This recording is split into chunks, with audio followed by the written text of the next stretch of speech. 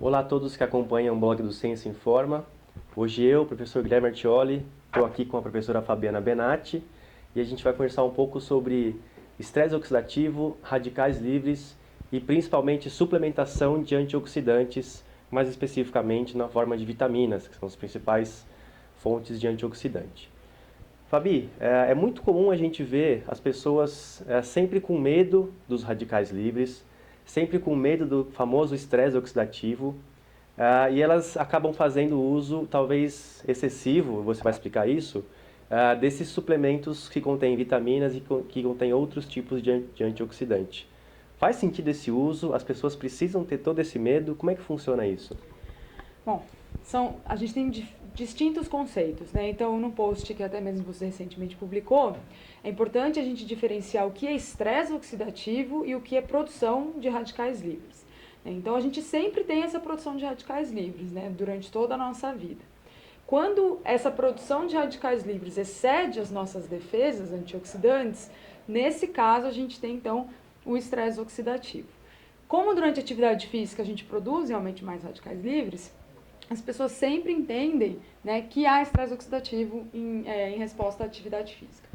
Só que as pessoas não levam em consideração que quando a gente passa a fazer exercício físico e a treinar regularmente, as nossas defesas antioxidantes, elas também são elevadas, né? Então, já partindo desse princípio, a utilização de antioxidantes não parece realmente fazer muito sentido. Então quer dizer que o nosso organismo já tem as suas próprias defesas, que são muito eficientes, por sinal, contra os radicais livres. E quando você faz exercício físico, o próprio exercício aumenta, como adaptação ao treinamento, essas defesas. Exatamente. Então quem treina tem mais defesas contra os radicais livres, correto? Exatamente, certinho. E aí, por que as pessoas normalmente tomam vitamina A, vitamina E, C e alguns minerais também, né, para compor essa defesa antioxidante, né, o que se acredita? Porque essas vitaminas fazem parte dessas defesas antioxidantes do nosso organismo.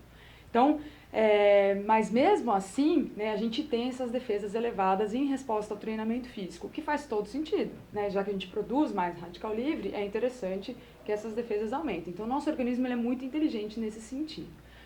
Agora, além disso, né, o que alguns estudos mais recentes vêm mostrando pra gente é que quando você toma esses antioxidantes, a gente pode ter uma piora na adaptação ao exercício. Então, parece que a produção de radicais livres durante o exercício, ela é importante, então ela faz parte das adaptações ao treinamento, como, por exemplo, o melhora da sensibilidade à insulina e a própria melhora ou aumento das nossas defesas antioxidantes. Então, a produção de radicais livres durante o exercício físico é um dos gatilhos para que a gente se adapte ao exercício físico. Isso. Então, é um sinal importante, é importante que o exercício produza esses radicais livres para que a gente possa se adaptar. Perfeito. E aí os estudos mostram que quando você aumenta a fonte exógena, né, a suplementação de antioxidantes, o que pode acontecer? Aí você não tem essas adaptações ao exercício, né? Então, alguns estudos mostram que isso, na verdade, não interfere, né? Na verdade, surgiram esses estudos mostrando que atrapalha essas adaptações, principalmente de grupos europeus, e aí vem um grupo americano mostrando que não atrapalha, não melhora, mas também não atrapalha, né? Então, considerando essas evidências aí um pouco contrastantes, né, ou efeitos neutros ou efeitos negativos, normalmente o que a gente recomenda é, se não melhora ou não faz bem e pode até piorar, então é melhor não suplementar, né? Acho que essa é a mensagem principal. Tá, então a mensagem principal é se houver aporte suficiente pela dieta de vitaminas e de antioxidantes, e se você treinar, e se você não estiver em casos extremos em que há um estresse oxidativo muito exacerbado, Isso. não há por que suplementar. E esse é o caso da maioria das pessoas que só praticam atividade física no dia a dia, é verdade? É verdade, da grande maioria. Aliás, essa discussão ela é estendida até mesmo a atletas, né? Você vai em congressos científicos e os próprios pesquisadores discutem, tudo bem. Então a gente entende que para a maioria isso não é interessante. E para aquele atleta que treina 8 horas por dia e tem uma produção exagerada de radicais livres. Mesmo para esses atletas ainda há controvérsia. O problema é que o que se acredita é que com o aumento da ingestão energética, você naturalmente aumenta a ingestão de vitaminas e minerais. E isso seria suficiente, né, para auxiliar nas suas defesas antioxidantes. E aí tudo bem, se o cara, né, o seu atleta não consegue consumir essa quantidade de alimentos, talvez entrar com o que a gente chama de complemento, né, diferente de suplemento, aí tudo bem, talvez possa ser de fato interessante. Mas não é o que a gente vê para a grande maioria das pessoas na prática. Elas suplementam e muito acima das doses diárias recomendadas. Então, para a grande maioria das pessoas, não tem porquê, não há motivo para suplementar com vitamina, não há motivo para se preocupar com estresse oxidativo, radicais livres, há motivo sim para se preocupar com uma alimentação balanceada e com uma prática regular de exercícios físicos. Perfeito. Né?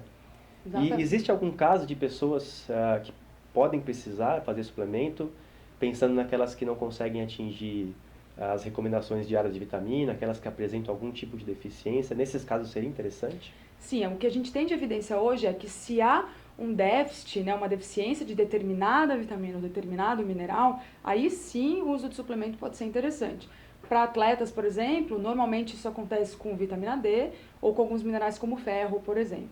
Só que isso precisa ser avaliado, né? Então, primeiro a gente avalia se há essa deficiência, né, esse déficit, e se há essa deficiência ou déficit, aí sim a gente pode entrar com uma suplementação específica daquele determinado nutriente. Acho que isso é muito importante, não simplesmente dar um monte de multivitamínicos e multiminerais para as pessoas. Então, a ideia aqui é não confundir suplementação específica em casos muito específicos em que pode haver uma necessidade ou outra com o uso descontrolado de polivitamínicos, poliminerais e assim por diante. Perfeito. O que vai acontecer basicamente é que você vai fazer xixi desse suplementos que você tomou a mais. E daqueles que a gente armazena, eles vão ficar mais armazenados lá no nosso tecido adiposo. E no fígado.